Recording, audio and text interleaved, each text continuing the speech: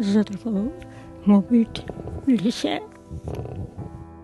Prenda ndohu si sot një vit më parë gjatë një interviste për News 24, dukej se ishte dorëzuar, teksa jeta e kishte përballur gjithnjë me vuajtje dhe varfëri ekstreme, e për më tepër në këtë moshë i duhet të kujdeset për 3 djemtë e saj me probleme të shëndetit mendor. Kronika e transmetuar në Krishtlindjen e vitit 2024 krijoi sensibilitet dhe ndihma të shumta mbërritën në fshatin Porav të Fusharësit. Ndër ata që u shprehën të gatshëm ishte edhe humanisti Fran Gjoka, që aso kohë i premtoi ndërtimin e një banese të re. Doni madhi zote, e keni me pas ditë mira, ditë lumtura, na kena menu me ju një mu diçka domethënë për banesën. Pikërisht një vit nga Krishtlindja që i dha shpresë, ky vit i riktheu gëzimin nënës 81 vjeçare. Ajo sot ju gëzua shtëpi së re bashkë me djemtë e saj të sëmur. Si duket? Ditë e lumtur duket se është edhe për filantropin Fran Gjoka, i cili prej 10 vitesh ngro zemrat e njerëzve në nevojë në Shqipëri.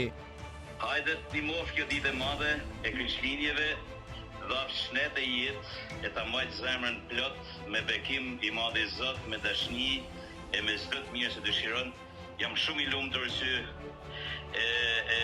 pam një ndihmë së bashku me Armirin e me njerëz me zemër të madhe që ti besoni këtë Krishtlindje në banesë të re. Do të falenderoj nga zemra edhe një vëlla timin të dashur, Lulzim Cina, që ju bashku në mënyrë shumë vullnetare këtij aksioni me një kontribut shumë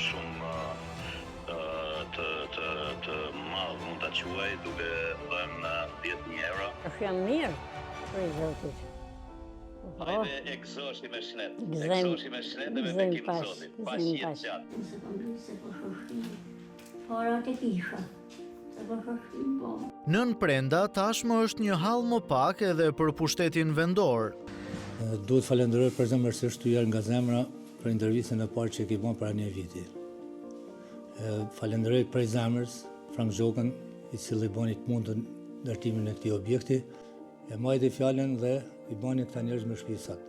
Edhe pse e lodhur nga pesha e viteve dhe hallet me të cilat jeta e ka përballur në çdo hap të saj që në vegjëli, nën Prenda tashmë jeton e qetë edhe për djemtë e saj. Meraku që ajo shprehte se çdo të ndodhte me djemtë e saj nëse ajo largohej nga kjo jetë, është shuar sepse pas 20 vitesh jetesë në një banesë të huaj, ata nga sot kanë strehën e tyre pikërisht në vendlindje.